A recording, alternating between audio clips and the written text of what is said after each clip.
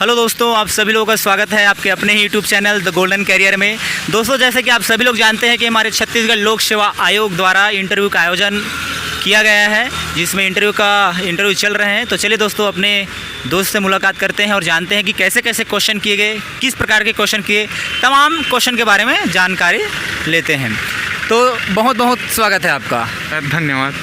तो मेरा first question ये रहेगा कि आपका हॉबीज़ क्या है और जो एजुकेशन बैकग्राउंड है, और अपना नाम परिचय के साथ बात करेंगे। मेरा नाम जितेंद्र कुमकार है। मेरी हॉबी थी फिल्म देखना और मैंने ग्रेजुएशन बीएससी जूलॉजी में किया है।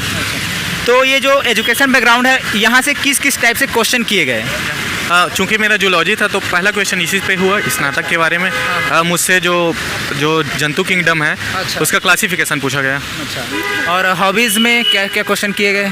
हॉबीज़ में फिल्मों के बारे में थोड़ा बहुत पूछा गया, क्या क्या फिल्म देखते हो, अभी कौन सी फिल्म देखी है। अच्छा, तो कौन से फिल्मों के बारे में पूछे? शेरशाह पिक्चर के बारे में। अच्छा, ये तो अभी हाल ही में शायद रिलीज हुआ है, तो अच्छा, तो इसके बारे में क्वेश्चन किए गए। तो ये आपका कितना अटेम्प्ट रहा? ये मेरा तीसरा अटेम्प्ट था। तीसरा अटेम्प्ट, लेकिन इंटरव्यू पहला था। पहला इंटरव्यू है। तो हर इंसान की, हर कैंडिडेट की एक चाहत होती है कि कहीं ना कहीं मुझे भी इंटरव्यू में पहुंचना मिले। तो आज आपको यहाँ तक पहुंचकर, यहाँ तक के सफ़र करके आज आपको कैसा फील हो रहा है? जो फीलिंग है, इसको शब्दों में बयां तो नहीं किया जा सकता, लेकिन अगर आप निरंतर मेहनत करेंगे तो ज़रूर यहाँ पर पहुँचेंगे। ये उतना टफ भी नहीं है जितना कि लोग बताते हैं। तो बताते हैं कि इसके लिए कोचिंग बहुत ज़रूरी होती है। तो ये शायद ये स्टूडेंट के ऊपर डिपेंड करता है। तो आपने कहीं कोचिंग किया था? हाँ, मैंने कोचिंग क्लासेस ज्वाइन की थी। अच्छा। मैंने पटेल से प्री किया है और उसके बाद मैं दिल्ली ऐसे मेंस किया हूँ। अच्छा, तो ये जो कोचिंग है, इसका कितना योगदान रहा इस फील्ड में?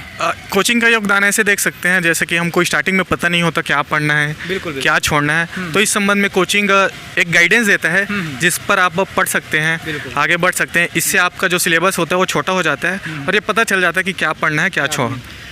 तो ये जो यूपीएससी का एग्ज़ाम है, बहुत लाखों की संख्या में कैंडिडेट एग्ज़ाम देते हैं, अटेम्प्ट देते हैं, लेकिन वहाँ में 1000 का यहाँ तक का सफ़र होता है।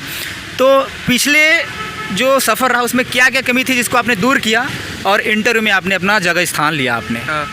लास्ट टाइम मेरा जो है प्री नहीं निकला था, लेकिन मैंने इसको एक अवसर के रूप में लिया और मैं पूरा मेंस ही पढ़ा हूँ साल भर, जिससे मेरे को प्रीलिम्स में भी फ़ायदा हुआ और वो रिटर्न प्रैक्टिस ही है जिसके कारण मैं यहाँ पर पहुँचा हूँ आज। तो बहुत से एग्ज़ाम देने वाले के, तो उनको और क्या मैसेज देना चाहेंगे आप? बस यही है कि आप निरंतर प्रयास करते रहिए, क्योंकि सफलता एक दिन में तो नहीं मिलती, लेकिन एक दिन मिलती ज़रूर है। तो जब हम तैयारी करते हैं तो कहीं ना कहीं हम निगेटिविटी फील करते हैं, होगा कि नहीं होगा, और हमारे समाज के लोग तो तरह तरह के ताने भी मारते हैं, ऐसे मैंने देखा है। तो क्या ऐसे लोग आपको भी मिले कि तेरे से नहीं हो पाएगा, तेरे बस की बात नहीं है, तू आ दूसरे चीज़ में जा, ऐसा कुछ बोलने वाला मिले आपको? हाँ, ऐसे तो मिलेंगे ही आपको, लेकिन क्या है ना, निगेटिव चीज़ से दूर रहना है। जो अपने आसपास का माहौल है उसको सकारात्मक बनाकर रखिए, सकारात्मक दोस्त बनाइए, उनसे मिलिए, तो ये चीज़ें उतनी इफेक्ट नहीं करती। और कहीं ना कहीं जब आपके परिवार वाले लोग भरोसा कर रहे हैं तो आपको दूसरों से उतना ज़्यादा मतलब भी नहीं रखना चाहिए। बात है। तो जब हम प्रीलिम्स निकाल लेते तो हमारे सामने जो सबसे बड़ा चैलेंज होता है वो राइटिंग प्रैक्टिस और मेंस को लेकर होती है, क्योंकि पूरा रोल तो इसी का होता है। तो इसकी तैयारी कैसे किए थे आप? हम लोग का एक फ्रेंड का सर्कल था, हम लोग 4 लोग डेली लिखते थे।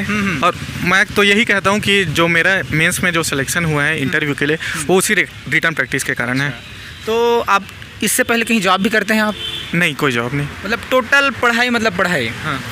तो देखा दोस्तों आप लोग, मेहनत लगन इंसान की वो धरोहर होती है जो इंसान को जीरो से हीरो बना देता है, और इसके उदाहरण स्वयं हमारे भाई जी हैं। हम भगवान से दुआ करते हैं कि जो इनकी चाहत है, क्योंकि कहीं ना कहीं रात दिन की मेहनत होती है, रात भर जगी आंखें और दिन भर सही ये भूख शरीर, तो कहीं ना कहीं इसका योगदान है जो वहाँ तक पहुँचे हैं। निश्चित रूप से हम भगवान से दुआ करते हैं कि इसकी चाहत पूरी हो और इसको जो इसका मतलब चाहत है, जो पोस्ट वो इसको मिले, यही हमसे भगवान से दुआ करते हैं। आपका बहुत बहुत धन्यवाद।